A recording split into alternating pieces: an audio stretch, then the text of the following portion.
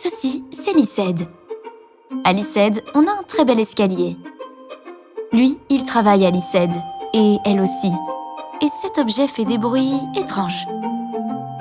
À l'ICED, on part à la montagne chaque année, y compris avec cet homme qui fait des mouvements de ninja.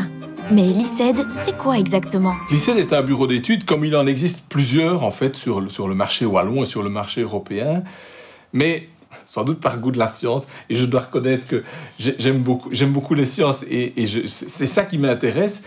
Nous, notre rôle, c'est plutôt de digérer de la connaissance académique et de la construire à destination de nos clients pour essayer modestement d'apporter des éléments factuels à la construction d'une société qui pourra vivre plus en phase avec son environnement, puisque ça fait partie de notre nom, hein, l'Institut de conseil d'études en développement durable.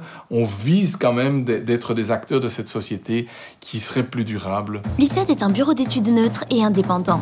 Avec plus de 60 ans d'expérience, il accompagne entreprises et pouvoirs publics dans leur transition vers la durabilité. L'ICED, c'est 30 experts spécialisés dans les problématiques de la mobilité et du territoire, des ressources naturelles et des déchets, du climat et de la transition énergétique, des bâtiments et industries durables.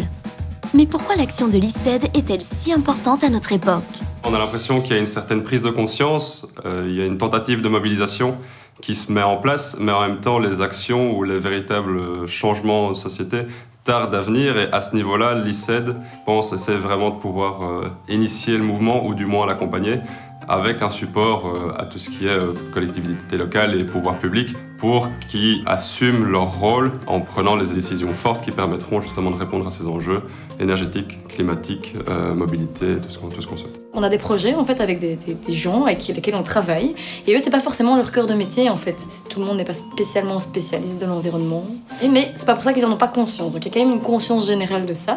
Et donc nous ce qu'on va essayer de faire c'est de prendre cette conscience qu'il y a eu au moment où ils nous ont contactés et d'en faire un réel projet en fait et de les faire vraiment avancer dans cette conscientisation et dans l'action en fait parce qu'il faut réfléchir mais il faut surtout agir et donc nous on va vraiment les guider vers l'action. L'ICED collecte des données et informations, les traite et les analyse pour en sortir outils, conseils, recommandations, plans d'action ou plans de formation afin de permettre aux entreprises et pouvoirs publics de passer de la réflexion à l'action. L'ICED, c'est également un modèle d'entreprise innovant mettant l'humain au centre. La structure de l'ICED, j'aime bien cette image du diabolo qui est composé de 2 triangles sur pointe, le triangle du bas étant la partie organisationnelle liée au système de management, moi en tant que directeur au centre de ce diabolo, et la partie du triangle du dessus étant la partie institutionnelle. Dans ce diabolo, on a les collaborateurs qui sont à la fois à la production entre guillemets en dessous et qui sont à la fois dans l'Assemblée générale, qui est le pouvoir suprême de l'organisation au-dessus. Ce qui donne en fait finalement la primauté aux collaborateurs pour disposer de leur outil de travail et du devenir de cet outil de travail. Excite la pyramide classique, l'ICED est géré suivant les principes de l'holacratie. Un système de management organique qui fonctionne en cercle, basé sur la raison d'être de l'entreprise et des rôles qui la composent. L'holacratie est une technologie managériale qui explicite les responsabilités, encourage le self-management et l'agilité. Ok, ça c'est la théorie, mais en pratique ça donne quoi? Ça veut dire qu'on est toujours bien encadré, il y a toujours des gens avec plus d'expérience qui sont là pour nous appuyer, on peut toujours poser nos questions, mais par contre, si on veut prendre des responsabilités, on nous laisse aussi l'espace. On n'est pas bloqué parce que on est plus jeune ou qu'on a moins d'expérience. Donc d'un côté, c'est chouette parce qu'on apprend beaucoup. C'est très agréable. Il y a vraiment beaucoup de partage, beaucoup de place à la convivialité, aux échanges. Il y a une bienveillance également entre collaborateurs. C'est ce que j'ai trouvé ici. Je me sens super bien dans une boîte avec des gens qui partagent les mêmes valeurs, avec une sorte de gestion assez familiale où tout le monde a son mot à dire. C'est sympa d'avoir des référents vers lesquels on peut se diriger assez vite et tout ça est super bien organisé en fait. Quand on rentre dans cette entreprise,